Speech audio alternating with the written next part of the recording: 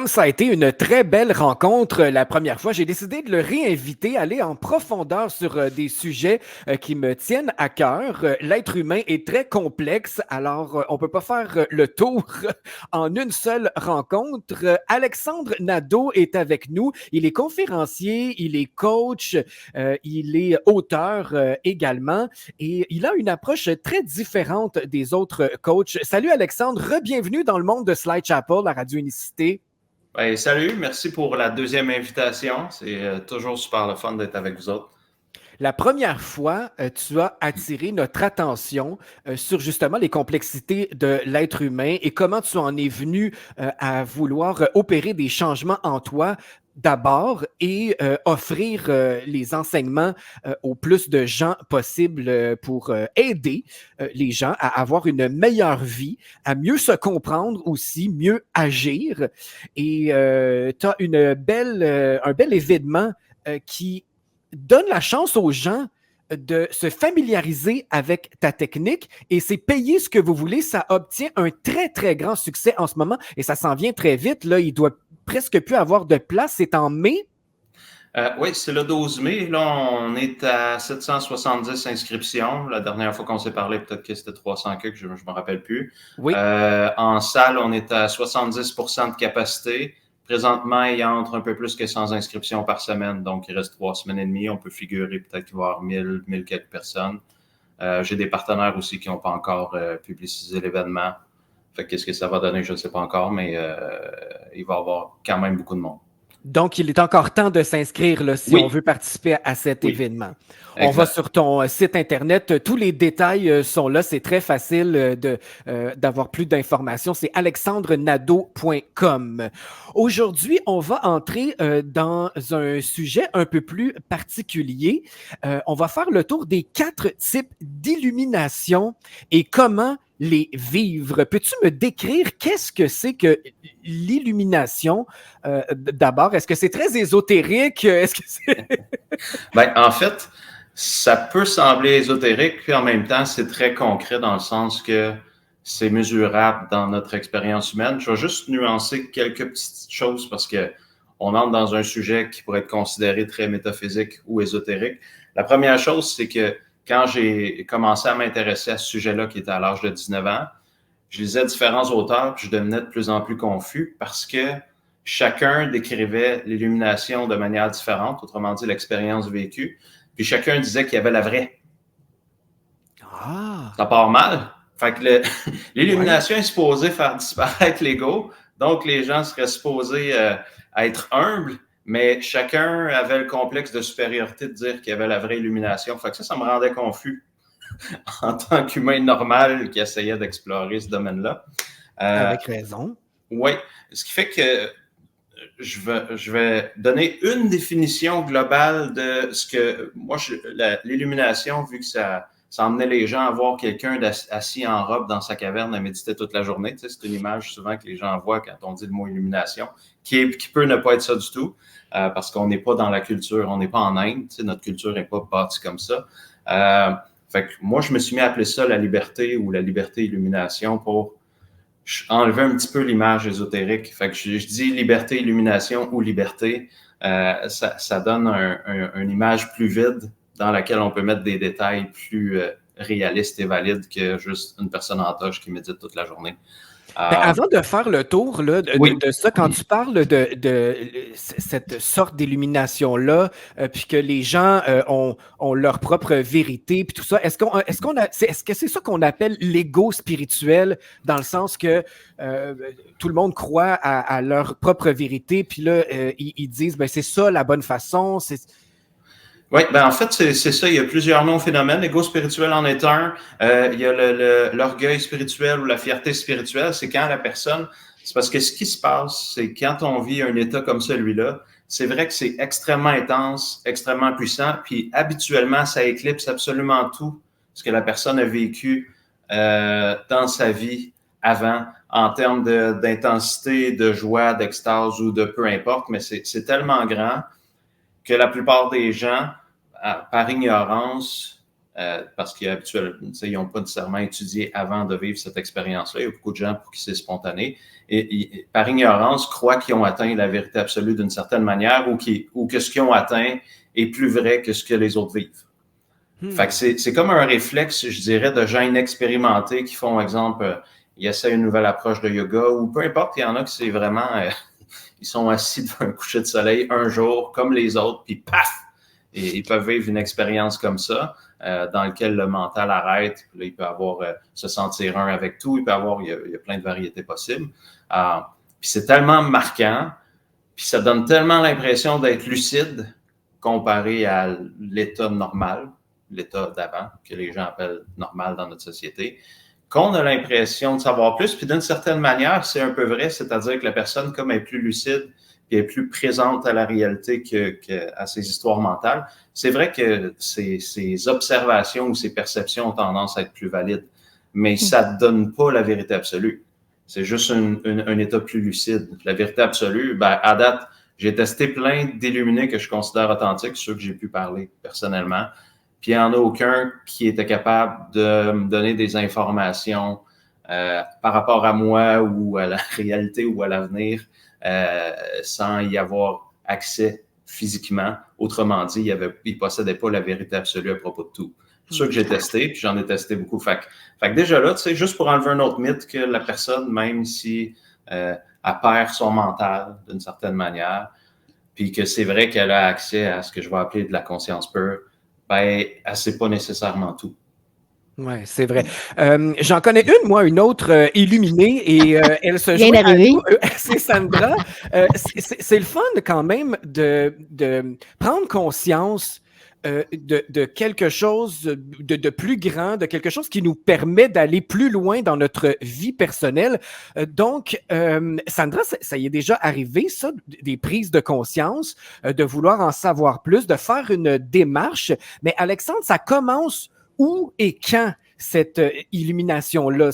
Est-ce qu'il y a une première étape à ça et est-ce que ça va de plus en plus profond? Les personnes à qui j'ai pu parler, je vais en nommer une spécifiquement parce que des gens qui sont intéressés au sujet devraient la connaître. C'est Byron Katie qui a écrit le super livre Aimer ce qui est. Oui. Le titre en français, c'est ça. C'est comme l'équivalent féminin d'Eckhart Tolle. Les deux ont vécu leur illumination permanente environ dans la même époque, là, dans les mêmes années. Puis les deux, ça fait à peu près 30-40 ans que l'État se maintient à travers le temps, donc il est permanent.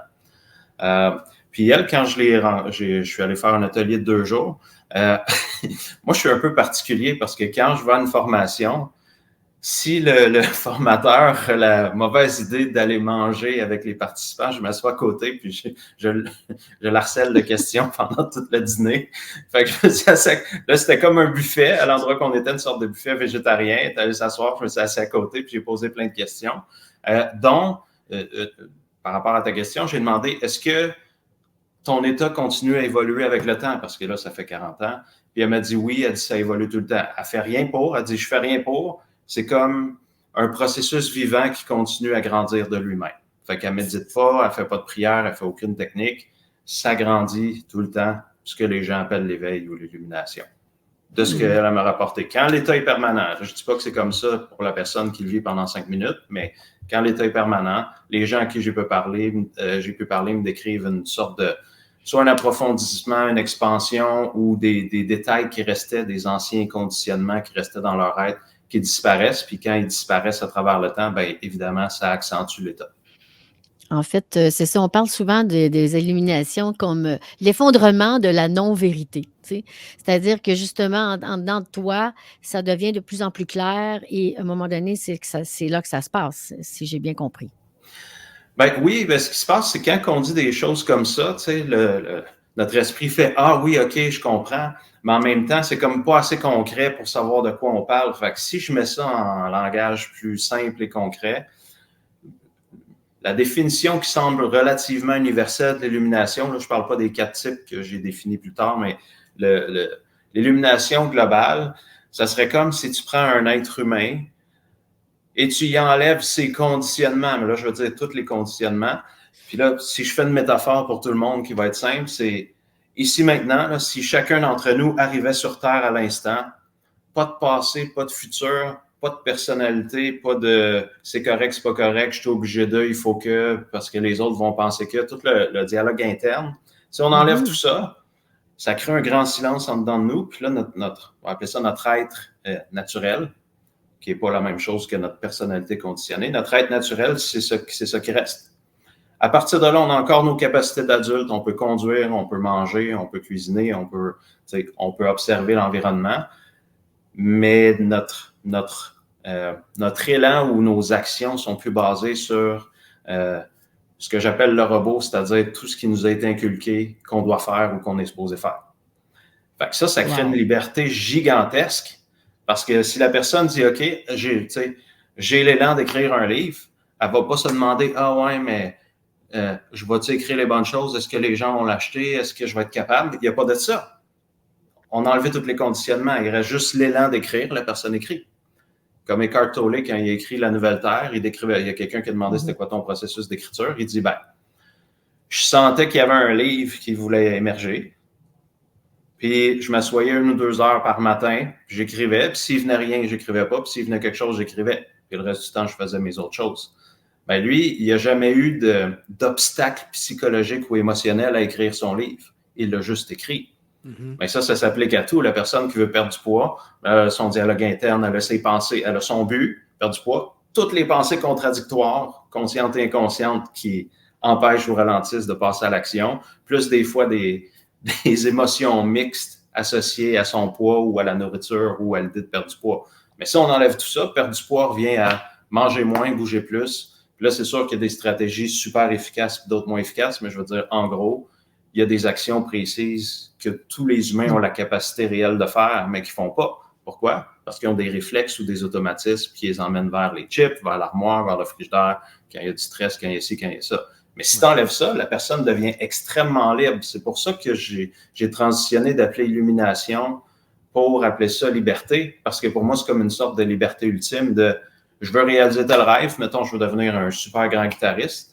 Pratiquer 7 heures par jour si j'ai pas d'obstacle mental et émotionnel, à part la douleur d'un doigt qui va finir par passer. J'ai juste à y aller graduel, mais à un moment donné, je peux pratiquer 7 heures par jour si j'ai pas d'obstacle mental et émotionnel. Si j'ai des doigts, OK? Si j'ai pas de doigts, il y a un gars sur YouTube qui a des millions de vues, il joue avec ses pieds, puis il joue des solos difficiles avec ses pieds. Fait que même pas de doigts, c'est pas un obstacle réel. C'est un obstacle pour la plupart des gens parce qu'ils se diraient, OK, je peux plus jouer de la guitare. Mais lui, il n'avait pas ces croyances-là, donc il était plus libre qu'un humain normal. Il jouait avec ses pieds, de manière précise, avec ses orteils. Intéressant. Donc, on peut arriver à cet état-là, comme tu dis, de liberté par accident, mais si, exemple, les gens partent en démarche ou veulent devenir des meilleurs êtres humains, est-ce qu'il y a un chemin à prendre ou c'est juste libère-toi de toutes tes pensées, pense au présent? Est-ce que c'est... Comment tu vois ça, toi? En fait, il y a plein de chemins, puis c'était ma confusion au début. Il y avait plein de chemins, puis chaque auteur, expert, illuminé disait que c'était ça le vrai chemin. Puis là, je le croyais parce que j'étais naïf à l'époque. Puis là, finalement, je me suis rendu compte qu'il y a plein de chemins. Au final, si ma définition de la liberté et l'illumination est valide, tous les chemins devraient emmener à la même place, c'est-à-dire libérer les conditionnements psychologiques, émotionnels, physiques et énergétiques. Puis après, peu importe la technique utilisée, si je me libère de ces automatismes, réflexes-là, les conditionnements, plus je me libère de ça, plus je suis libre. Éventuellement, il n'y a plus grand-chose à libérer comme conditionnement. Je suis rendu vraiment, vraiment libre. On pourrait appeler ça illuminé. Là, après ça, est-ce que je travaille juste les pensées? Je vais vivre ce que moi j'appelle la liberté mentale. Est-ce que je travaille juste mes émotions? La personne va avoir plus de chances de vivre ce que j'appelle la liberté émotionnelle. Et si elle travaille juste les conditionnements physiques, elle va avoir tendance plus à vivre la liberté physique. Fait qu'après ça, on veut-tu juste une sorte de liberté ou on les veut toutes? Moi, quand il y a toutes les libertés ensemble, j'appelle ça la liberté ultime parce qu'on est libre à tous les niveaux. Mais c'est pas, il y en a qui sont vraiment attirés par émotionnel, peu importe. Fait qu'il y a plein de chemins. Il y en a qui sont très longs et inefficaces et difficiles à mesurer, puis il y en a qui sont beaucoup plus précis parce que quand on peut se mesurer en temps réel dans nos progrès, c'est plus facile de savoir si l'approche fonctionne pour nous. Et 2, c'est plus motivant quand on peut remarquer consciemment des progrès, comme n'importe quoi. Si je veux perdre du poids, puis je vois le poids, mon tour de taille qui diminue, mes vêtements sont plus amples, mon poids diminue, ben, c'est plus facile de rester motivé que si ça fait 7 mois que je fais un processus, puis le poids est égal, mes vêtements sont serrés égal, je vais perdre ma motivation. Puis c'est la même chose dans toutes les activités, incluant la recherche de l'illumination ou la liberté.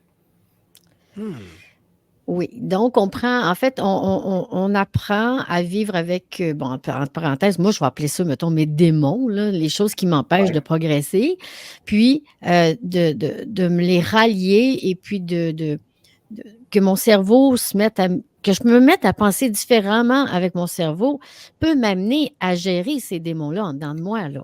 C'est mon cerveau qui m'amène encore là. C'est toujours notre cerveau qui nous amène à dire, tu es dépendant de ça ou tu as besoin de ça. Ben, oui, là, c'est ça. C'est le fun de faire des discussions un peu plus en profondeur que, je dirais, une entrevue normale. Quand tu parles ou quand n'importe quel humain parle, quand je parle, il y a ce qu'on appelle des présuppositions. Des présuppositions, c'est des croyances ou des idées qui sont pas questionnées. Là, moi, quand je t'écoute, j'en entends. Parce que, ben, ça fait 27 ans que je m'entraîne à m'entendre, là, mais, fait que, tu sais, la première, c'est, t'as dit changer mes pensées. Mais ce qui se passe, c'est que même si je fais du conditionnement positif, autrement dit, la personne a des pensées qui a dit, je serai pas capable, je suis obligé. Puis là, elle fait ce qu'on va appeler des affirmations, puis elle dit, je suis libre, je suis libre, je suis libre, je suis libre. Ben, ça devrait améliorer son expérience, mais le fait qu'elle change ses pensées, elle remplace un conditionnement par un autre. Donc, elle n'est pas complètement libre au sens traditionnel de ce que j'expliquais tantôt. Fait que pour moi, le but, c'est pas de changer les pensées ni de les remplacer, c'est de les déconstruire. Là, il y a des techniques pour ça, ce serait long à expliquer, mais en fait, c'est ça que je vais enseigner au Pays ce que vous voulez, c'est une des techniques, c'est qu'on peut déconstruire les automatismes dans le cerveau. Ça, ben, il n'y a personne qui enseigne ça parce que j'ai créé la technique, mais je veux dire, juste remplacer, puis c'est une chose, moi, j'ai été formé en PNL j'ai fait 10 ans, puis je me suis formé directement avec un des 2 créateurs de la PNL. Puis à un moment donné, j'ai dû arrêter parce que c'était génial, je pouvais aider mes clients, je pouvais changer des vies, mais ça n'atteignait pas le but que je voulais, qui était la liberté totale, parce qu'on prenait exemple une personne qui avait peur de parler devant un groupe, puis là, on y créait un état de confiance bien, bien fort, puis on le conditionnait jusqu'à temps que la personne, dès qu'elle va devant un groupe, elle ressent de la grande confiance. C'est génial, mais ça faisait qu'elle ne pouvait pas vivre l'expérience spontanée de l'instant présent. Autrement dit, à un moment donné, sentir de la confiance, à un moment donné, se sentir espiègle, à un moment donné, se sentir de la vulnérabilité, parce que c'était conditionné comme un robot que c'était de la confiance quand elle allait sur scène. Donc, elle était encore, oui, c'est beaucoup mieux de la confiance que de la peur. Tu sais, 100% d'accord, je suis pas en train d'enlever le bienfait de ça, mais c'est limitant parce que c'est le robot qu'on vient de conditionner, là, il va sur scène, c'est de la confiance, c'est ça qui est ça. Il n'y a pas tout le registre humain possible qui aurait été le plus aligné avec le flot de la vie à ce moment-là dans le temps, dans l'instant présent. Fait que, de mon point de vue, une personne libre ou illuminée, puis ceux à qui j'ai parlé, c'est ça qui m'ont confirmé, ben, ils sont tellement libres du robot, des conditionnements, là, des ordinateurs préprogrammés qui ont été installés en eux, qui peuvent justement vivre dans le flot de l'instant présent. Puis ça permet ce que je vais appeler l'action la plus élevée à chaque seconde ou à chaque instant. Parce qu'ils ne sont pas obligés de suivre le robot, il n'est plus là. Fait que là, si l'instant présent nécessite de l'humour, c'est ça qui va pouvoir émerger. N'importe quel ajustement, dans le fond. Exact. C'est très intéressant ce que tu dis, Alexandre, parce que ça peut expliquer pourquoi ça marche pour certaines personnes, pourquoi ça marche pas pour d'autres, parce que ils ont juste remplacé, dans le fond, quelque chose par un autre conditionnement, puis c'est ce qui fait que c'est temporaire, le résultat. Ça peut marcher la première fois, mais après ça, ils ont de la misère parce qu'ils sont pas dans l'instant présent, alerte à tout ce qui se passe avec les nouveaux réflexes. Exact. Ou c'est temporaire, ou ça fonctionne pendant un bout de temps, mais éventuellement, la personne est rendue à un autre niveau d'évolution, mais est emprisonnée dans son truc de confiance en soi. Ouais, mais là, son être est rendu à plus grand que ça. Mais ça marche pas parce que le conditionnement a tellement été bien fait, la personne était tellement compétente dans le conditionnement qui est solide. Puis là, la personne est prisonnière de ça. Si je peux donner un exemple à un moment donné, quand j'ai commencé à enseigner aux gens à déconstruire des automatismes de pensée ou des pensées, au début, on faisait les croyances négatives. Tu sais, j'ai de la misère à apprendre l'anglais, je suis pas capable de faire ci. Bon. Là, Ça, c'était exemple l'avant-midi. Puis là, l'après-midi, je disais, bon, là, on va défaire les pensées positives et les croyances positives. Oh, là, c'est la surprenant. Oh là là! mâchoire des gens tombaient. Là, je dis, tu sais, exemple, la pensée, je suis généreux, je suis intelligent. Et je faisais, mais pourquoi? Ben là, je dis, on va le faire, puis vous allez comprendre. Fait que là, je prends une personne. Là, j'explique que si la personne a une de ses croyances les plus dominantes, c'est « je suis intelligent ». OK? Au premier point de vue, ça a l'air super positif. Mais moi, je connais plein de gens qui ont cette croyance-là qui est principale ou dominante. Puis qu'est-ce qu'ils font? Pour être alignés avec cette croyance-là, entre guillemets, ils sont constamment obligés de se prouver à eux-mêmes et aux autres qu'ils sont intelligents, ce qui devient extrêmement fatigant à longue, désagréable. Parce qu'ils font « Ouais, tu savais-tu? » Puis là, ils nomment les affaires qu'ils ont appris en lisant des revues scientifiques qu'on leur a pas demandé, puis qu'on veut pas savoir, puis qu'ils nous ont pas demandé si on voulait savoir. Parce que pour que la croyance existe, puis qu'elle soit maintenue, il doit avoir des preuves relativement régulières. Donc, il y a des comportements qui vont aller avec ça. Puis si dans l'instant présent, la personne au party, elle aurait aimé mieux juste s'amuser, elle ne peut pas, parce que sa croyance l'oblige à se prouver à travers ses comportements. Fait qu'elle n'est pas en train de profiter du party, elle est en train de prouver qu'elle est intelligente pour maintenir sa croyance. C'est de la job. Ouais. Fait que là, je faisais une démonstration, là, j'ai un homme qui est là, puis il dit OK, moi j'enseigne à l'école, puis je suis bon professeur, mes étudiants me le disent, les autres profs me le disent. J'ai dit OK, es-tu prête à déconstruire cette croyance-là? Il me regarde comme pas vraiment, mais j'ai dit OK. Ben, si on va le faire, puis si tu n'aimes pas le résultat, on va la remettre après, parce que je sais comment faire pour la remettre, c'est le processus inverse, fait que c'est facile. Il dit OK. Fait que là, on fait la technique, ça prend, mettons, 5 minutes, on défait la croyance. Puis là, après, je dis, puis, il dit, ben là, ça change tout. Il dit, je vais être bien meilleur enseignant. Là, le monde dans la salle était comme, de quoi qu'il parle? Ouais. On enlève la croyance, c'est bon enseignant. Puis là, après, je dis, qu'est-ce que ça change dans ton expérience? Mettons, t'imagines que tu enseignes. Ben, il dit, ben, je vais être bien meilleur enseignant. Ben, je dis, ben, comment ça? Ben, il dit, ben, quand on enlève ça, je suis bien plus présent en réalité puis à mes élèves. OK, c'est pas une question d'ego, là. Non. Ben non, Okay. c'est juste que tant qu'il y a des pensées et des croyances qui roulent en dedans de nous, on est moins présent à la réalité. Fait que si tu prends l'athlète qui pense à ses performances, au lieu d'être en train de vivre pleinement sa performance, il est moins performant que celui qui n'a pas ces pensées-là puis qui est à niveau égal d'entraînement. Là. Il va être plus performant. Celui qui ne roule pas dans ses croyances et ses pensées. Même chose pour le professeur. Oui, parce que le professeur, c'était pas de l'ego de dire qu'il était bon enseignant. Lui, il considérait juste qu'il y avait un talent, puis il un feedback. le partageait. Il y avait eu le feedback des ses élèves. Ils ont dit, ben, de tous les profs de notre année, tu es celui qu'on trouve que tu es le meilleur, c'est toi avec toi qu'on apprend le mieux, tu as une façon d'enseigner qui vient nous chercher, on ne sait pas comment tu fais. Fait que lui, basé sur les feedbacks répétés au fil des années, il a dit, bah, je suis bon enseignant. Mais dès qu'on enlève ça, et puis ça, c'est une pensée-croyance. Mais imagine si on en enlève 10-15. Là, la personne a fait « Oh voilà. Oh voilà. » Là, j'ai un autre exemple. Un homme que je rencontre, on ne se connaît pas. Ça, c'est dans une sorte de conférence pour entrepreneurs, endroit parfait pour pratiquer des techniques spirituelles. Ah oui. À un moment donné, j'en suis avec un gars avant que ça commence, puis là, ben, pour une raison ou une autre, ça clique, il me pose plein de questions, puis là, je dis des réponses, puis ça le fascine. Fait que là, à un moment donné, les conférences commencent, lui, il veut pas y aller, il veut continuer à me parler, puis je dis, ben, au lieu que je te parle de plein d'affaires, puis que tu aies la tête remplie d'idées, je peux te montrer ce que je fais à la place, ça va être plus simple. Fait que là, il dit, OK. Puis j'explique un peu ce que je viens de vous expliquer, juste pour le mettre en contexte. Puis je dis, OK, on va prendre une croyance très, très, très fondamentale juste pour que ça ait du punch, l'intervention. Là, il dit, OK, comme quoi? J'ai dit, ben, exemple, là, tu es un homme, fait qu'on va prendre la croyance « je suis un homme ». Es-tu prête à ce qu'on déconstruise cette croyance? Aïe, aïe! Là, il dit, OK. Là, je dis la même chose, tu sais, parce que les gens ont peur souvent ou super peur selon la croyance qu'on pointe. Fait que là, je dis, si t'aimes pas le résultat, on va le remettre comme avant, tout est correct, inquiète-toi pas. Puis là, on défait ça. Là, je dis, qu'est-ce que ça fait? Ben, il dit, ben, ça change tout. Ben, je dis, pourquoi? Ben, il dit, ben, parce que dans notre société, tu sais, un homme, il faut que ça soit de même, il faut que ci, il faut que ça, il faut que ça. Puis là, mes parents, puis les gars dans ma famille, c'est ça, ça, ça. Puis là, ils me donnent toute la longue liste d'affaires qui était comme obligé d'agir de même parce qu'il y avait la croyance que j'étais un homme. Ça, c'est tous les stéréotypes attachés au sexe, là. Autant l'homme que la femme. Là. La femme, elle doit agir de telle façon. Lui avait acheté ça. Là. Ben oui, comme la plupart des gens. Fait que là, il devait agir de manière conditionnée par rapport aux stéréotypes. Mais là, on enlève ça d'un coup. Puis là, j'ai dit, qu'est-ce que ça fait? Ben, il dit, ben, je peux être moi-même.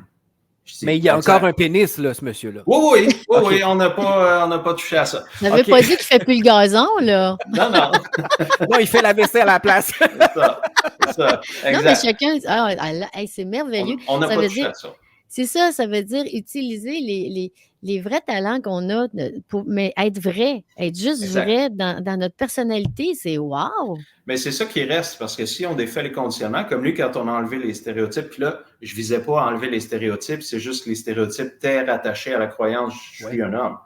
Quand tu enlèves cette croyance-là, il n'y a plus rien auquel les stéréotypes peuvent se rattacher, fait que ça s'évanouit à une vitesse X, ça dépend des gens, il y en a que c'est très rapide, il y en a que ça prend une journée, une semaine, un mois. Là, à un moment donné, la personne peut être vraiment qui elle est, puis qui elle est. Ben, chaque personne est unique. Fait que quand elle était enfant, tu regardes l'enfant avant qu'il soit conditionné. Ça veut dire habituellement avant l'âge de 3 ans. Parce que les conditionnements commencent un peu avant, mais je veux dire avant que ça devienne très clair que la personne est socialement conditionnée. Ça prend quand même un bout de temps. Mais à 3 ans, chaque enfant, tu regardes jouer là, au parc ou peu importe, puis il y en a un qui va être déjà plus attiré vers l'observation scientifique, puis tu sais, intellectuel dans ses jeux, puis l'autre, il va être très sportif, puis l'autre va être comme tout le temps en train de faire des spectacles de chant pendant que personne n'écoute. Puis ça, c'est avant d'être conditionné. Il y a déjà quelque chose d'unique qui s'exprime à travers chaque être humain. Puis là, ben, la plupart des humains, ils rentrent dans le moule, ce que j'appelle le moule social, qui est l'ensemble des conditionnements parental et social.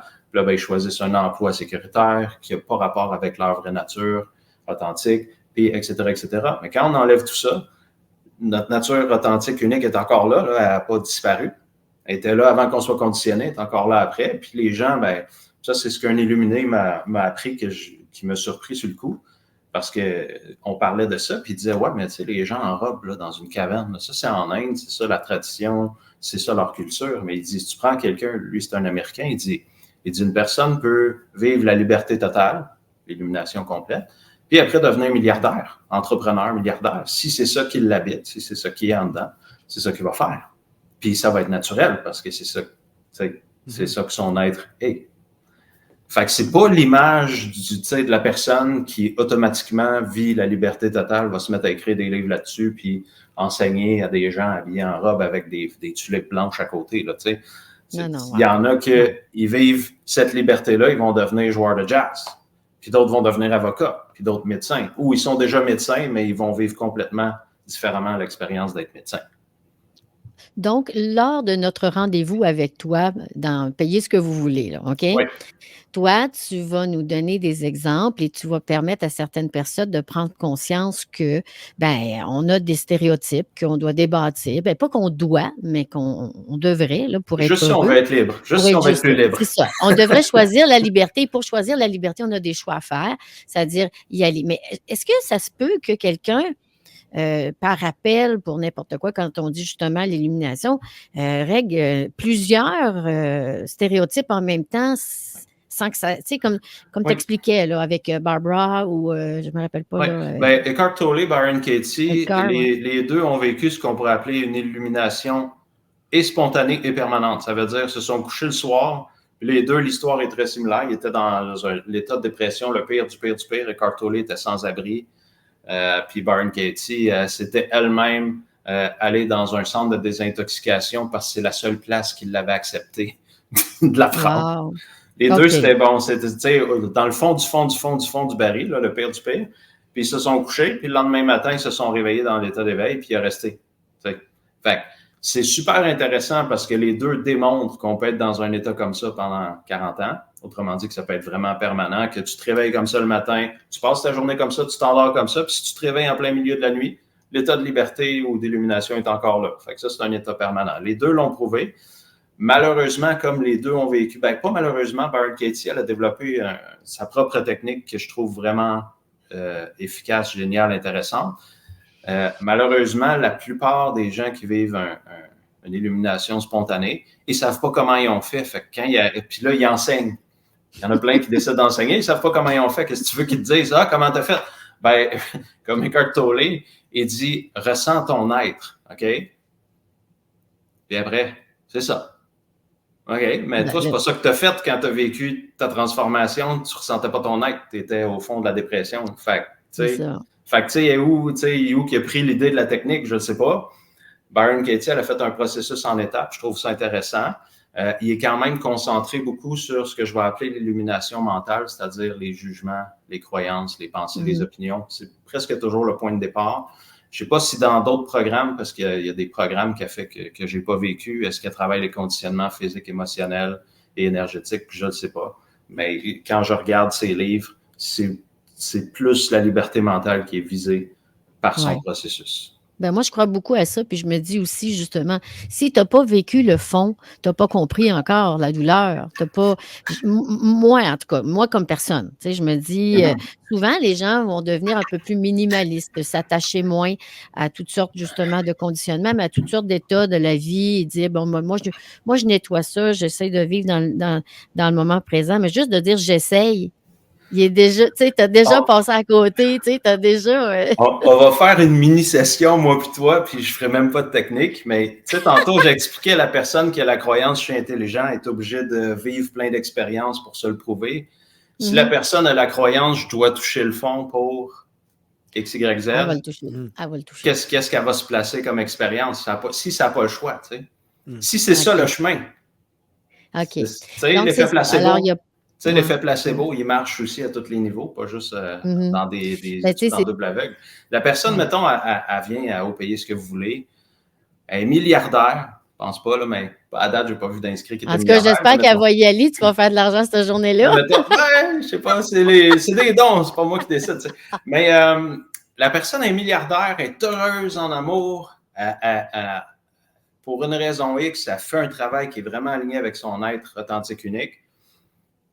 Elle arrive à l'atelier, puis elle n'a pas beaucoup de conditionnement à défaire, fait que ça donne qu'elle en défait 2-3, puis ça déferle, puis les autres, ça défont tout seul. Elle n'a pas touché le fond de sa vie, puis là, son état est durable. Ben, elle n'a pas touché le fond. C'est ça. Fait que, tu sais, il n'y a pas une obligation, autrement dit, il n'y a pas un truc, une étape qui doit absolument être là avant pour avoir le droit ou pour pouvoir vivre une liberté durable, complète. Puis là, tes 4 types d'élimination là, dans cette formation-là qui t'a pris vraiment du temps, là, on parle de 27 ans de développement, de compréhension, tout ça, d'expérimentation aussi. Est-ce qu'il y a nécessairement un ordre de type d'élimination que tu as déterminé, toi, par rapport à ton cheminement, tes recherches et tout ça, ou ça peut être, sur ton site, là, elles sont décrits les 4 types d'élimination. Est-ce que moi, je peux vivre la 3e en premier, puis après ça, il y en a d'autres. Comment ça fonctionne? En fait, il n'y a pas d'ordre. Moi, quand je vais l'enseigner, il va y avoir un ordre parce que je ne suis pas capable de parler de plusieurs affaires différentes en même temps avec juste une bouche. Fait que je suis obligé de mettre un ordre d'enseignement. Mais il n'y a pas d'ordre. Puis en fait, tu sais, les gens que je parlais au début, les auteurs qui vivent une illumination spontanée puis qui disent que c'est la vraie, bien souvent, ils vivent une des 4. Puis comme ce qu'ils vivent est bien, bien fort puis que ça ne ressemble pas à ce que l'autre vit ou ce que l'autre décrit, ils disent, ben c'est moi qui ai la vraie parce que l'autre, ce qu'il raconte, c'est pas la même chose. Donc, c'est pas, ça ne peut pas être ça, parce que c'est pas ce que je vis, ce qu'il décrit. Fait que c'est un peu là les genres de conflits entre les différentes traditions spirituelles ou les différents maîtres. Approche technique maître.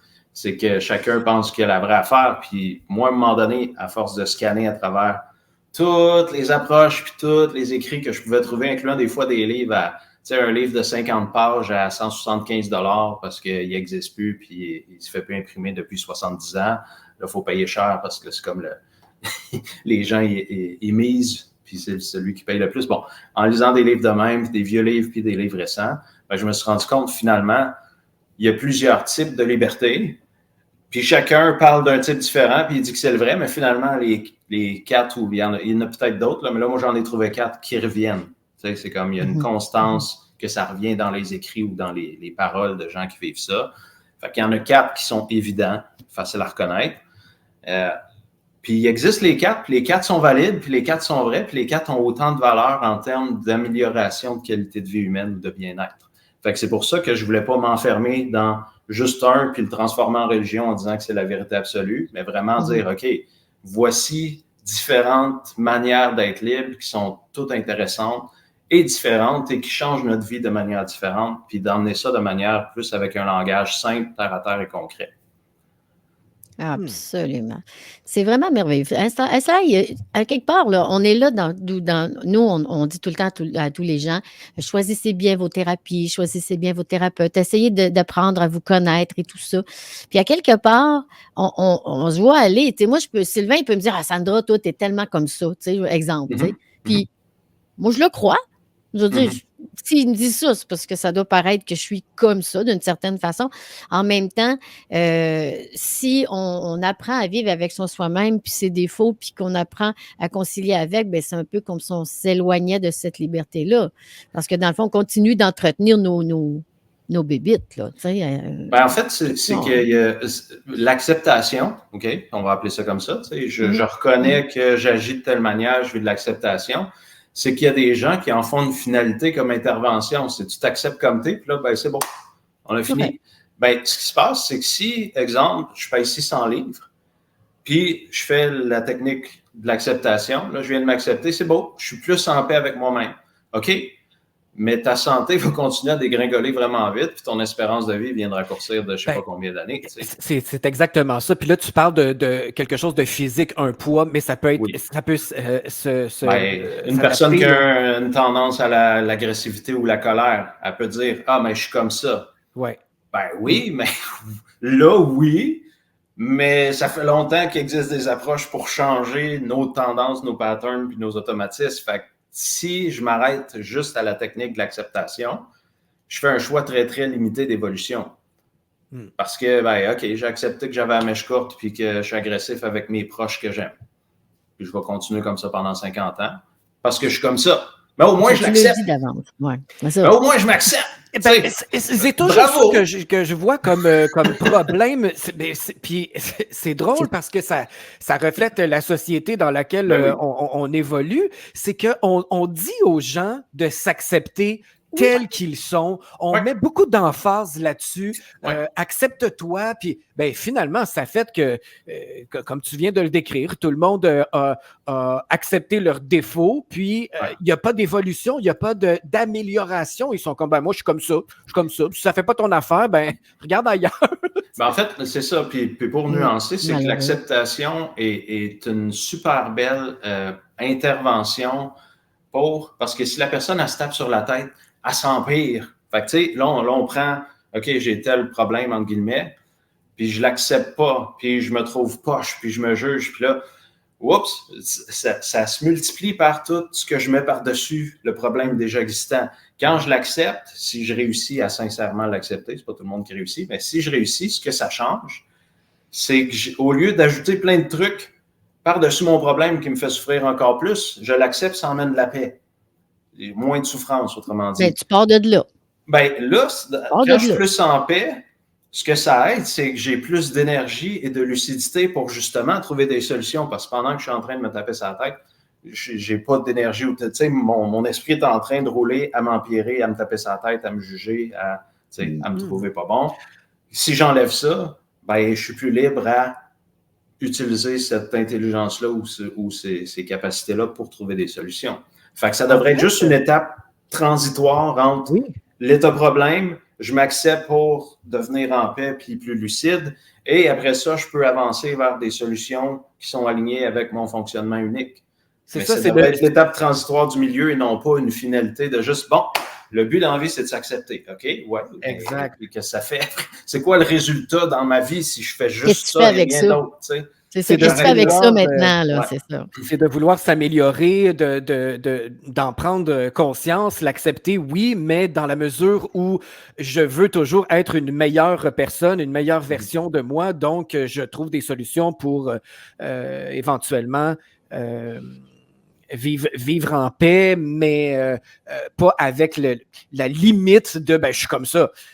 Donc, c'est une perpétuelle Ben, c'est parce que si on transpose ça dans un exemple extrême, la personne, exemple, elle a une addiction à l'héroïne, puis, puis quelqu'un, il conseille, dit, ben, l'important, c'est de s'accepter dans la vie, fait que là, elle s'accepte. OK. Est-ce qu'elle a vraiment grandement amélioré sa vie ou ses chances de mourir bientôt sont encore très, très élevées? Tu sais, je veux dire, fait que comme intervention, c'est très limité. Comme je disais, ça emmène de la paix et ça libère l'esprit pour chercher des solutions. Mais si on arrête là, bon, je me sens plus en paix. Je viens de diminuer ma souffrance parce que je suis plus en paix de m'être accepté. Mais je continue à vivre toute la même souffrance pendant toute ma vie du problème non résolu. Ben oui, parce qu'en dedans, la personne, elle continue à souffrir, là. Ben oui. Même si elle dit. C'est comme si tu préviens quelqu'un. Moi, je pète une fuse une fois par mois. Tu sais, je me fâche, là, puis je pète une crise une fois par mois parce que, pour toutes sortes de raisons, puis que tu restes là à faire ça. Tu le sais que tu fais pas bien. C'est pas parce que tu le dis au monde que c'est correct de le faire, là. Non, c'est sûr que non. Là. Puis, ben, ça, habituellement, au moins de le savoir. Ce genre-là va abîmer des relations. Tu sais, tu fais ça avec un enfant, même si tu lui dis, je suis le même. Le conditionnement émotionnel et les traumatismes vont être là quand même à l'intérieur de lui dans 10 ans. Là. Non, au moins, tu le sais. Tu l'as nommé. Tu as nommé ton problème. Ouais. Tu l'as. Cibler, c'est quoi? En être conscient puis l'accepter. C'est comme les 3 premières étapes. C'est comme les étapes des alcooliques anonymes. Bon, bonjour, je m'appelle X, je suis alcoolique. Bon, là, je viens de me l'admettre à moi-même puis à d'autres. OK? Je le reconnais puis le problème est reconnu consciemment et accepter que présentement, c'est ça. Parfait, mais il y a d'autres étapes après dans les AA, il y a 12 étapes, il n'y en a pas une qui est je m'accepte puis j'arrête. Oui, parce que si tu es rendu là, c'est pour faire un changement. Tu ne veux pas juste dire salut, je viens ici pour faire un party à chaque semaine. Exact. Tu veux sortir de cette addiction-là. On est avec Alexandre Nadeau, puis ça va très, très vite. C'est passionnant, l'être humain, mais je veux attirer ton attention, Alexandre, sur le fait qu'on a parlé beaucoup des conditionnements. Ouais. On a parlé du côté mental, tu sais, c'est quelque chose là qu'on comprend, qu'on répète tout le temps parce que c'est ça qu'on a appris. Mais qu'en est-il de la liberté émotionnelle?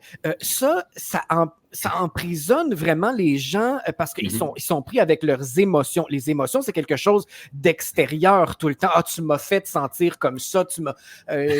tu sais, c'est en réaction à... Ouais. Ce qui s'est passé à l'extérieur. Tu m'as blessé, tu m'as... Pour être sûr que les auditeurs suivent, je vais juste résumer, ça serait quoi, exemple, la liberté mentale, la liberté émotionnelle, la liberté physique, la liberté énergétique, juste parce que moi aussi, je vois le temps avancer. Oui.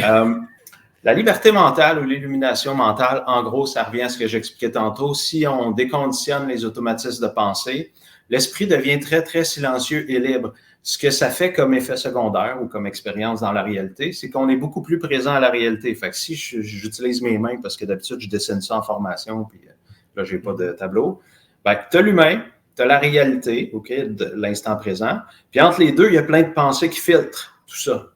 Quand j'enlève ça, ben, l'humain est vraiment très présent ou inclus dans la réalité de l'instant présent, puis certains diraient qu'ils se sentent plus un avec la vie ou avec la réalité ou avec l'expérience. Fait que ce que ça emmène comme changement, je dirais, plus important, l'illumination mentale ou la liberté mentale, c'est que l'esprit devient silencieux parce qu'il n'y a pas plein de pensées qui roulent tout le temps. Tu sais, fait qu'on passe de TDAH à très zen. Puis, on est très présent à la réalité. Ça veut dire aussi nos proches, les gens qu'on aime, puis ils le ressentent, qu'on est beaucoup plus présent à eux. Parce que, tu sais, il y a des gens qui sont là physiquement avec nous, dans une activité ou une expérience, mais on le sent qu'ils ne sont pas présents. Mais ils sont là. Le corps est là, mais les autres ne sont pas là. Fait que l'inverse de ça, c'est quand j'ai la liberté mentale, vu que je ne suis pas distrait, ou vu que je ne suis pas hypnotisé par mes pensées, ben, je peux être présent à la réalité. Donc ça emmène une grande paix, ça emmène, comme je disais, une liberté d'action, parce que si je n'ai pas plein de croyances contradictoires, c'est facile de passer à l'action, etc., etc. Fait que je dirais le sentiment global que ça emmène, c'est de la paix. Chaque type de liberté emmène un sentiment global différent. Au niveau émotionnel, en gros, si une personne se libère de ce que les gens appelleraient les charges émotionnelles ou les blessures émotionnelles ou les conditionnements émotionnels, si on se rend au bout de ça, ou même si on ne se rend pas au bout, si on progresse graduellement dans cette direction-là, ce que ça emmène, ce que j'appelle la liberté émotionnelle, c'est comment on se sentait quand on était enfant. émotionnellement, mais avec nos capacités d'adultes. Qu'est-ce que ça veut dire? Cœur grand ouvert, de la joie qui vient spontanément, de l'enthousiasme qui vient spontanément, de l'énergie émotionnelle qui vient spontanément, parce que le cœur n'est pas tout fermé puis jamais dans plein de souffrance. Puis un enfant, si on l'observe, les jeunes enfants, par exemple, encore une fois, je retourne à 3 ans et moins, 4-5 ans aussi, ça marche. Les enfants vivent leurs émotions librement. Ce que ça veut dire, c'est qu'ils font juste la vivre sans y résister. Puis ce que ça fait, c'est que ça dure vraiment pas longtemps. Fait qu'un enfant, il vit de la colère ou de la peine, là, 90 secondes, 1 minute, 2 minutes, 3 minutes. Oui, des fois, c'est plus long, surtout s'ils vivent un choc ou un traumatisme, mais mettons juste une émotion. Maximum quelques minutes. Un adulte, l'émotion peut durer une journée, une semaine, un mois, un an. Il y en a qui sont encore en deuil 20 ans plus tard ou encore fâchés contre l'autre 20 ans plus tard. Un enfant, c'est pas ça, là. C'est quelques minutes, c'est fini, puis la joie est revenue. Là. Mais veux-tu même dire, Alexandre, qu'est-ce qui fait ça? Parce que moi, je suis fasciné par l'être humain d'explorer tout ce qui peut se passer, mais comment ça se fait? Moi, ma mère, là, elle a perdu son mari, j'ai perdu mon père quand même très jeune, puis elle a été en deuil pendant 30 ans de sa vie. Puis moi, bon, j'ai fait mon deuil aussi, mais à un moment donné, à force de regarder ma mère vivre son deuil, j'étais comme, bon, quand est-ce que ça finit, ça? Est-ce qu'il y a une explication qui fait que certaines personnes, comme tu viens de le dire, restent en colère après quelqu'un pendant très longtemps? C'est quoi qui fait ça chez l'humain? Pourquoi ça fait ça? Ouais, il y a plein d'explications, puis malheureusement, je ne sais pas laquelle qui est vraie, parce qu'en psychologie et dans tous les types de sciences, il y a différentes hypothèses, puis là, il y a des études. Mais comme ça ne marche pas tout le temps, 100% du temps, on ne sait pas la vérité absolue sur rien. C'est pour ça que je trouvais ça drôle qu'un illuminé dise que c'est moi qui ai la vraie illumination. Mais en tout cas, surtout une affaire difficile à mesurer comme ça. Mais en tout cas, les gens, quand ils vivent une émotion, ce qui se passe, si elle est bien forte, traumatisme, choc, surprise négative, positif, ça peut faire des traumatismes positifs. Ben, à un moment donné, ce qui se passe, c'est que, puis là, je ne sais pas si je vais avoir les mots parfaits et l'explication parfaite, je ne suis pas psychologue, c'est juste j'étudie plein d'affaires et ça m'intéresse, mais de ce que j'ai compris, il y a quelque chose qui s'appelle le stress post-traumatique ou le syndrome de stress post-traumatique, puis je l'ai déjà vécu, fait que je peux le décrire en sensoriel, mais ce qui se passe, c'est que je me réveille le matin, puis j'ai des flashbacks de l'événement du choc. Okay. Là, je ressens les mêmes feelings dans mon corps, incluant les sensations physiques du traumatisme. OK? Puis là, ça peut se reproduire plusieurs fois par jour. Fait que ce qui se passe, c'est que dans le cerveau et dans le système nerveux, il y a des chemins qui se font. Les neurones se connectent. Plus on passe souvent dans le chemin, plus l'impulsion électrique passe souvent dans le chemin, plus il devient fort. Comme quand je passe dans tout le temps à la même place sur le gazon, à un moment donné, il y a de moins en moins de gazon, puis le chemin, il est clair. Tu sais, je peux juste passer. Fait que les neurones, ça fait un peu la même chose, mais en plus, s'il y a un grand nombre de répétitions, il y a quelque chose qui s'appelle la myéline qui fait le tour des connexions.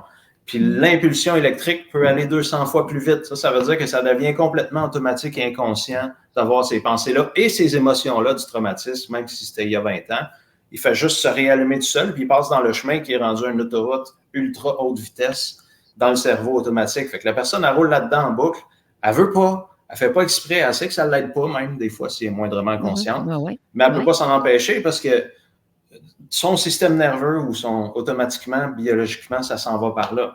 Fait qu'à partir de là, il faut comme tomber dans des techniques thérapeutiques que je vais appeler plus efficaces pour vraiment défaire le traumatisme et le conditionnement, déconditionner ça dans le cerveau pour que la personne ait accès à d'autres chemins au lieu de dépression, deuil.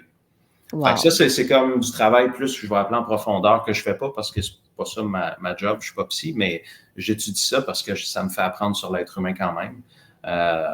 Mais comme on dit, en prendre conscience, c'est déjà beaucoup. Puis faire c'est ça. Alors, c'est déjà bien. Alors, lors de ta conférence, on va justement apprendre plein de nouvelles choses là-dessus. Puis, moi, je pense qu'on a tous intérêt à revenir un peu en arrière, puis se poser la question, qu'est-ce qui fait que je suis rendue comme ça, puis qu'est-ce que je peux faire pour améliorer ma situation, puis essayer d'avoir tout le temps plus d'amour dans notre cœur, puis plus d'amour pour se pardonner. J'ai déjà dit souvent à cette radio-là, quand je dis à quelqu'un, je m'excuse, c'est moi que j'excuse. La personne, ça la regarde, elle, de me pardonner. Ouais. Mais moi, quand j'agis, je m'excuse, puis c'est comme si je coupais un de ces fils-là qui me retient à cet événement-là. Tu sais, à chaque fois, pour moi, c'est de couper ces chemins-là.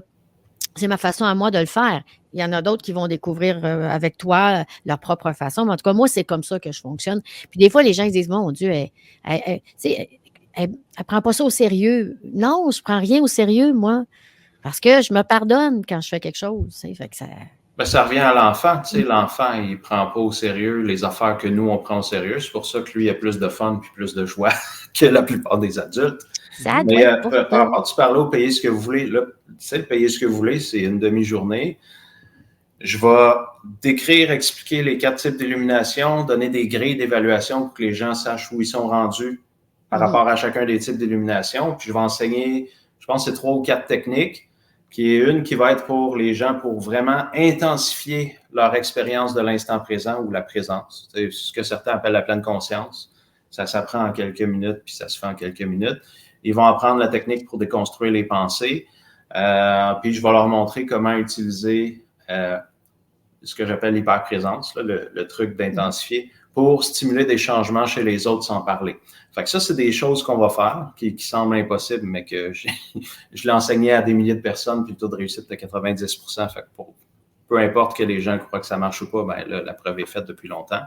Fait que là, on va y aller avec ça. Là, j'ai un livre qui est en cours de publication qui va donner des approches différentes pour chacun des types d'illumination, en plus en détail que ce que je peux faire dans un pays, ce que vous voulez. Puis je suis en train de préparer ce que j'appelle la méga formation sur le sujet où là, on va aller all-in en québécois ou vraiment au fond du fond de jusqu'où on peut aller. Là, vas-y, Slav, je vois le temps passer, je veux décrire ce que je trouve intéressant de ce sujet-là, des 4 types d'élimination, le dénominateur commun, c'est la liberté.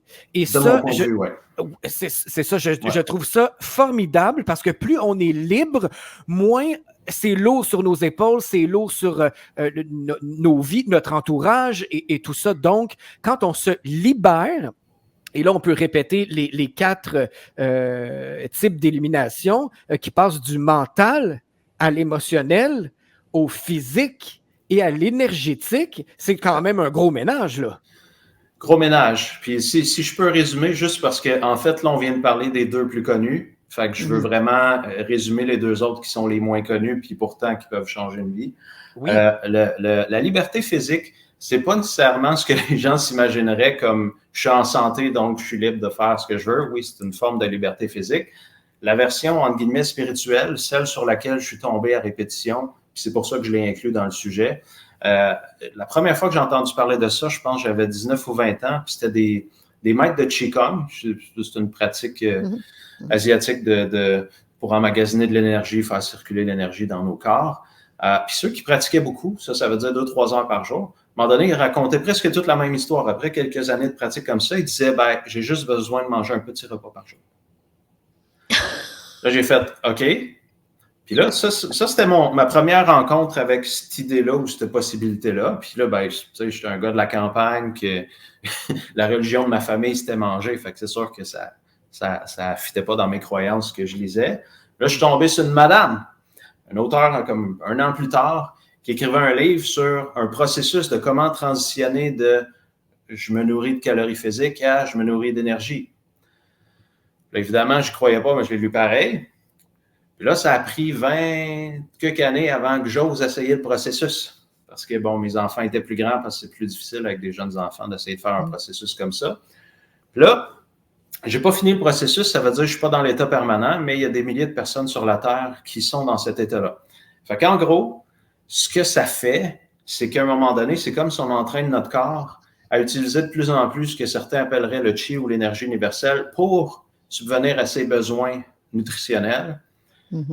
Ce qui fait qu'on a de moins en moins besoin de nourriture physique. Fait que là, pour mettre ça en concret, parce que j'ai fait le processus traditionnel 2 fois, puis là, je fais un processus un peu plus humainement supportable. Est-ce que tu manges encore? Oui. Okay. Là, je suis juste en alimentation liquide, puis je suis à peu près à 500 calories par jour. C'est à peu près 1/6 de ce que j'avais avant. Mais le processus que j'ai, pour retourner à l'affaire, les critères pour déterminer si quelqu'un est vraiment dans cet état-là, il y a 3 critères. Le premier, c'est que la personne a un poids stable depuis plus que 3 mois ou 3-4 mois avec moins de 500 calories liquides par jour. Fait que ça pourrait être n'importe quel type de calories, mais c'est liquide, puis c'est 500 par jour, c'est pas beaucoup. Poids stable. Le deuxième, c'est que la personne a une énergie beaucoup plus grande et constante tout le long de la journée. Ça veut dire qu'au lieu d'être fatigué l'après-midi ou le soir, ça continue à être aussi fort qu'en avant-midi, le niveau d'énergie. Puis l'autre critère, qui est le dernier, mais qui est, je trouve, le plus intéressant, puis c'est pour ça que cette liberté-là m'a attiré beaucoup, c'est que le sommeil diminue beaucoup. Le besoin en sommeil, le corps se régénère plus vite. Fait que là, moi, j'ai fait le processus plusieurs fois, puis après, j'ai recommencé à manger solide, puis après, j'ai alterné. Ce qui me permet de prendre des notes aussi, bien, je l'ai fait aussi parce que j'avais trop de conditionnement à défaire pour être capable de le maintenir. Là, ça, c'est la vraie raison. Mais en même temps, l'aller-retour m'a permis de consciemment prendre des notes de ce qui se passe, puis ce qui change quand je mange ou quand c'est plus de l'énergie qui me soutient. Puis ce qui a changé de plus important, c'est que j'ai passé environ 2 mois avec un poids stable à moins de 500 calories par jour liquide. Puis ce qui était vraiment intéressant, parce que pour moi, c'était impossible. Tu sais, moi, je pars d'un background de culturiste naturel que je m'entraînais, puis là, il fallait manger plein de protéines, puis manger tout le temps, sinon on n'allait pas avoir de masse musculaire. En tout cas, tu sais, je pars de cet extrême-là, puis là, je vais à l'autre, tu sais. Puis je dormais, au lieu de dormir environ 9 heures par jour, je dormais à peu près 3 heures par jour. Puis là, ce qui était drôle, c'est si je vous fais une journée quotidienne, c'est j'épuisais mes enfants. Là, après, je passais du temps avec ma blonde. Là, elle s'endormait éventuellement. Là, moi, il me restait à peu près 5 heures de libre pour faire ce que je voulais, en ayant une énergie élevée, pas en disant, OK, je me force à ne pas dormir puis j'ai des symptômes de fatigue. Non, je commençais à sentir 10%, 15% de fatigue à 2 heures du matin. Je me couchais, je me relevais à 5, 5h30. Puis je repartais, puis c'était comme ça tous les jours pendant 2-3 mois. Puis quand j'ai recommencé à manger, le sommeil court est resté pendant plusieurs mois aussi. Fait que ça a vraiment, l'expérience directe de ça a vraiment fait tomber plusieurs de mes croyances à propos de ce qu'on est obligé de faire pour avoir d'énergie, puis combien de nourriture il faut manger, parce que clairement, tout ce que je vivais contredisait tout ce que j'avais appris pendant toute ma vie. Puis ça, c'est une énorme liberté, parce que si on compte, tu sais, moi, je calcule, là, ça dépend du monde, là, mais humain normal, tu sais, mettons, je vais à l'épicerie, là, puis je croise des personnes. Moi, je dis qu'ils investissent à peu près 3 heures par jour en alimentation. Ça veut dire préparer, manger, nettoyer, 3 heures à peu près. Fait que, tu sais, souvent, le déjeuner, c'est très rapide. Dîner, ça dépend. Là. Puis oui, c'est moins long s'ils achètent tout le temps un Subway, peu importe. Puis le soir, c'est plus long. OK? Mais mettons, on va dire il y a 2-3 heures là-dessus. Là, il y a 2-3 heures d'investi là-dedans que j'ai pas pour faire d'autres choses dans ma journée. Là, moi, on m'enlève ça. J'ai 3 heures de plus par jour, plus 6 heures de plus parce que je dors 6 heures de moins. Fait que là, je gagne 9 heures par jour. Fait qu'en termes de liberté de temps, puis là, j'ai de l'énergie. C'est pas que je suis assis là puis il faut que je regarde la télé parce que je suis pas capable de rien faire d'autre. J'ai une énergie haute. Fait que ça me donnait 9 heures de plus, mais en plus, vu que c'était en haute énergie, ça veut dire que j'avais de la vitalité en masse, simplement. Ben, je gagnais peut-être comme 11 heures par jour parce qu'avant ça, rendu à l'après-midi, je commençais à être fatigué, j'étais plus très productif. Ben là, 11 heures par jour de plus à tous les jours. Je veux dire, veux-tu devenir virtuose du piano? Tu as 11 heures de plus par jour. Tu peux-tu en consacrer 3-4? Ben oui. Fait que le niveau de liberté que ça donne, c'est une liberté d'énergie et de temps. Puis là, j'ai mis ça dans la liberté physique. Fait que parce que ça nous libère en grande partie du besoin d'utiliser des calories physiques pour être bien et avoir de l'énergie pour se nourrir. Fait que ça enlève toutes les tâches reliées à ça. Aller à l'épicerie, c'est bon. Parce qu'il n'y a pas juste le temps à chaque jour, il y a le temps d'aller à l'épicerie, revenir, de faire l'épicerie, préparer le dimanche, des fois plusieurs, les recettes pour la semaine. Bon, tu sais, c'est tout plein de tâches que les gens ne comptent pas, qui consomment beaucoup de temps et d'argent. Puis là, la dernière que j'appelle la liberté ou l'illumination énergétique, là, on va sortir un mot que certains ont peut-être entendu, mais d'après la plupart des traditions, ça serait l'éveil de la Kundalini. Ça, c'est une énergie qui est supposément qui part au niveau du coccyx, que si elle est activée ou libérée, elle monte le long de la colonne vertébrale. Éventuellement, ça peut prendre plein de temps, mais en tout cas, éventuellement, elle est supposée aller dans la tête, cette énergie-là, fondamentale de l'être humain. Puis quand il est rendu dans la tête, ça fait un type d'illumination et ça donne plusieurs, supposément, capacités superhumaines ou suprahumaines. Mon Dieu, Sandra, cet homme est vraiment fascinant. On pourrait parler encore longtemps, mais est-ce que ça se peut, Alexandre, que cette quatrième forme d'illumination résume aussi ou englobe les trois premières dont on a parlé, le mental, l'émotionnel, le physique? Est-ce qu'ils peuvent se retrouver tous dans l'énergétique?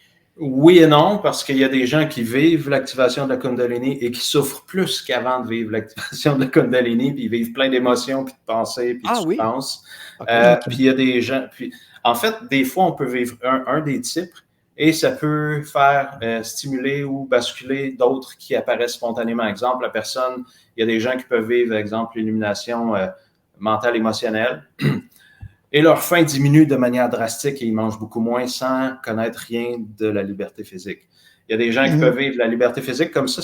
C'est quelque chose... Merci de poser la question parce que ce qui me fascinait le plus dans le processus de la liberté physique, quand ça faisait 2-3 mois que j'étais à un poids stable, c'est que après 5 ou 6 semaines, il y a une grande paix qui est apparue dans mon être. Puis elle s'est maintenue pendant 1 an, même quand je mangeais de la nourriture solide. La grande paix qui est apparue à ce moment-là, pendant le processus de liberté physique, est devenue là, puis elle était durable. Fait que c'est pas que j'avais aucune pensée, mais je n'avais beaucoup moins. Puis c'est pas que j'étais complètement libre émotionnellement, mais ça filait presque comme ça. Ça a duré 1 an. Puis c'est pas parce que je faisais des techniques pour ça, mais on dirait en faisant le processus pour être libre physiquement, ça l'a emmené comme un effet secondaire au niveau émotionnel mental. Fait que oui, ça peut se stimuler les uns les autres. Exemple, si je suis libre mentalement, ça va être plus facile de faire les processus pour tous les autres types d'illumination parce que je n'aurai pas plein de conflits intérieurs, plein de combats dans ma tête. Mais ce n'est pas une garantie. Fait que oui, les gens qui activent leur Kundalini, s'ils sont très patients et endurants, ça pourrait emmener tout le reste. Mais moi, je suggère aux gens de ne pas aller là en premier parce qu'habituellement, quand la Kundalini s'active, tout ce qui n'est pas réglé en nous s'active. Oh mon Dieu! Fait que si j'ai plein de traumatismes non résolus, puis là, ma Kundalini, paf, elle s'active d'un coup, qui est arrivé à plein de gens spontanément à qui j'ai pu parler. Il y en a qui disent qu'ils ont vécu l'enfer pendant 5 ans, 10 ans, 15 ans. Le temps qu'il y ait une auto-résolution de cette énergie-là qui circule, puis à un moment donné, ça résout éventuellement, avec bien de la patience, tous ces traumatismes-là. Mais on est en 2024, il existe déjà des techniques efficaces pour travailler les traumatismes qui ne prennent pas 15 ans. Donc, mon choix personnel, si je ne vis pas ça spontanément, mettons l'activation de la Kundalini, c'est je vais régler mes gros trucs avant, puis comme ça, quand elle va s'activer, ça va être moins pénible parce qu'il disait textuellement, j'ai vécu l'enfer pendant 5 ans, 15 ans. Ouais. Mais mon choix personnel, moi, ça va être de surtout aller attendre avec grande impatience ton livre qui s'en vient. Yes, il s'en vient. Je ne peux pas donner de date. Là, on a fait un sprint avec l'éditeur pour essayer de le sortir vite, là, mais je ne peux pas donner de date, mais ça s'en vient. Ce n'est pas une question de mois. En tout cas, avant le livre, on peut s'inscrire encore. Il est temps pour le payer ce que vous voulez. Je pense que ça va être très, très riche en informations. Est-ce que tu interagis avec les gens? Est-ce qu'on peut te poser des questions? Oui. Pour un payer ce que vous voulez, c'est sûr que je n'ai pas un temps super gigantesque, mais je réponds aux questions des gens en salle. J'ai toujours une personne de l'équipe qui regarde les questions dans les commentaires parce que c'est diffusé en temps réel dans un groupe Facebook privé. Ce qui fait que mon assistant peut me donner les questions, je peux répondre. Ce qui est important de tout ce que je fais, c'est que moi, je me considère vraiment plus comme un formateur qu'un conférencier. Fait que même si c'est un pays ce que vous voulez, les gens vont apprendre des techniques et on va les pratiquer. Ensemble, on ne va pas juste comme vous m'écoutez jaser puis vous repartez avec de l'inspiration temporaire puis je dis yes, j'ai fait un bon travail. C'est vraiment... Je veux que vous ayez la capacité de refaire les techniques pour vous libérer quand je ne suis plus là. Fait qu'on va pratiquer ensemble, on va faire les exercices. Les gens en salle pratiquent en équipe de 2. Les gens en ligne se trouvent un partenaire dans les commentaires, pratiquent avec Vidéo Messenger, Zoom ou autre. Donc, il y a vraiment une pratique parce que l'idée, c'est d'intégrer les outils. C'est pas juste d'entendre quelqu'un parler et de dire « wow ». Ça, c'est le fun, là, une fois peut-être, mais l'impact est minime du « wow ». C'est comme genre la personne me contait son expérience d'éveil. Puis là, je dis, wow, j'aimerais ça vivre ça. Puis là, je m'en vais chez nous, puis ma vie est pareille. Moi, ça me satisfait pas en tant que formateur que ce soit ça que je donne. Fait que c'est pas ça que je donne. Fait qu'on, il y a des notes de cours avec toutes les étapes claires des techniques enseignées. Les gens peuvent les refaire par eux-mêmes. Pour moi, c'est une vraie formation. La seule différence, c'est que les gens paient ce qu'ils veulent. Donc, ça, il reste encore de la place. Il reste encore de la place. En salle, il reste 30%. Oui, il reste 30% de la place en salle. Fait qu'on est à 70% de capacité. En ligne, ben, il n'y a pas de limite. Fait que les gens peuvent Exactement. Donc là, vu qu'on a des auditeurs de partout, Sandra, même si vous êtes en Belgique, en France, en Suisse, vous pouvez assister à cette formation-là parce que c'est disponible sur le web. Et pour ceux qui voudraient s'inscrire en présentiel, c'est où exactement le lieu de ta formation? C'est à Sainte-Thérèse. Je ne me rappelle plus exactement le nom de la salle, mais c'est... ça, c'est sur la rive nord de Montréal. Oui, c'est juste au nord de Laval, peut-être à 15-20 minutes de Laval. C'est très proche de l'autoroute, honnêtement, on sort. Puis, non, mais tu as plein de choix. Oui, puis on a... c'est ça, c'est une salle de spectacle. Pourquoi je vais là? Parce que c'est là que je vais depuis 3-4 ans pour mes formations, parce que la technologie est de pointe, la transmission vidéo en temps réel, il n'y a presque jamais eu de problème. Fait que c'est vraiment pour une raison de qualité de transmission vidéo parce qu'on fait 3 angles de caméra, 2 ou 3, puis on veut que les gens aient une belle expérience en ligne. Si la date ne convient pas ou le décalage horaire est trop grand, parce que c'est le 12 mai en après-midi, donc quelqu'un, je ne sais pas, au Maroc ou peu importe, ça pourrait être à une heure un peu tardive, c'est OK. Les gens qui s'inscrivent ont accès aux vidéos en rediffusion à vie et sur le groupe Facebook. Et quand le réalisateur a terminé le montage, ça va dans leur compte. Ils ont un compte qui leur est assigné quand ils s'inscrivent. Puis ils peuvent aller voir la rediffusion des vidéos de l'atelier, payer ce que vous voulez quand ils veulent. Donc, la date n'est pas vraiment importante pour les gens en ligne. Il y a une date parce qu'il y a des gens en salle. C'est pour ça qu'il y a une date, parce que c'est à ce moment-là qu'on se rend compte. Mais la rediffusion elle va être disponible à n'importe quand. Ceux qui sont avec toi en salle, Alexandre, est-ce qu'ils ont un accès aussi à la présentation après, s'ils veulent réécouter ou s'il y a des choses qu'ils n'ont pas compris? Exactement. Oui, les gens en salle, en fait, les gens qui s'inscrivent en salle et en ligne depuis, ça fait très, très longtemps. Je donne toujours l'accès aux vidéos de la formation parce que moi, c'est une des choses qui me manquait. C'est que je vivais une formation extraordinaire. Mettons que c'était 7 jours, là, on parle d'une formation plus longue. Ben, je ne pouvais pas me rappeler de tout ça, là. Vous savez, 7 jours de suite, là. Fait que les formateurs ne me donnaient pas les vidéos. Fait que là, fait que moi, j'ai appris beaucoup en faisant une révision de certaines des formations que j'avais accès aux vidéos. Puis j'ai appris beaucoup plus la 2e et la 3e fois parce qu'il y a des détails que j'avais changé. Mes perceptions étaient plus aiguisées. Puis la 2e, 3e révision, j'apprenais des détails qui m'avaient échappé, là. En tout cas, nous, on va être là. En tout cas, moi, je vais être en salle, c'est sûr. Ah, ben super! Il ne faut pas manquer ça parce que... Ça va être le fun. Ben oui, écoute, moi, j'ai vécu tes premières, puis c'est vraiment... je m'en rappelle encore, alors de toute façon, c'est pour ça un peu qu'on se parle aujourd'hui. Fait que, on va se revoir, puis on suggère à tout le monde d'aller sur ton site, s'inscrire, soit en ligne ou en salle, puis de ne pas manquer cet événement-là, cette formation-là. Ça va être une vraie bénédiction pour moi, je le sais. Payez ce que vous voulez avec Alexandre Nadeau le 12 mai. Vous allez sur alexandrenadeau.com pour parcourir tout ce que vous aurez dans cette formation-là. C'est tout en haut de ton site, le Payez ce que vous voulez 2024. Tous les détails sont là sur le site, donc n'hésitez pas.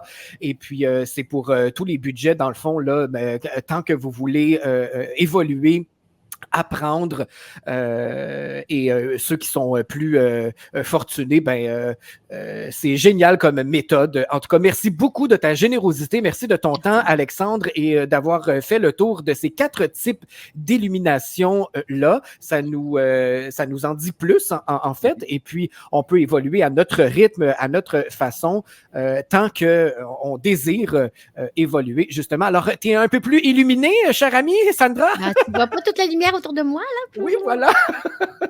Alors, on se dit sûrement une prochaine, Alexandre, parce qu'on peut parler pendant des heures, étant donné que c'est très, très large. Merci infiniment. Ouais, ça me ferait plaisir. On peut se revoir à une certaine fréquence, puis n'importe quel sujet. T'appelles. Quand tu veux, t'appelles. T'es bienvenu à la maison. On sera tous sur la même fréquence. Super. Ciao. Bye-bye. Merci. Bye-bye, merci.